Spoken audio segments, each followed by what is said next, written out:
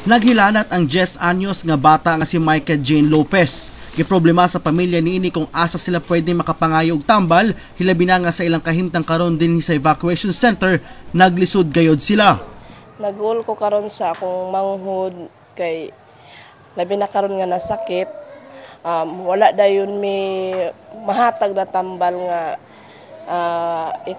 kuan sa iyang hinanat na labi na karon nga medyo crisis kaayo, lisod pud kaayo kay tungod sa among lugar karon nga dako na kayo ang tubig.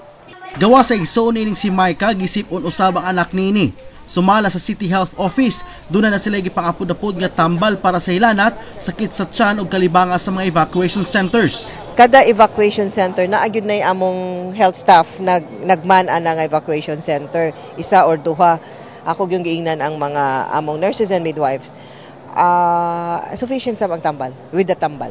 Gawa sa tambal, pagkaon usab ang gikinahanglan sa mga anaa diri sa evacuation centers. Gani itabang na kining mga organisasyon sa tulungaan nga makahatag og bisan gamay nga hinabang.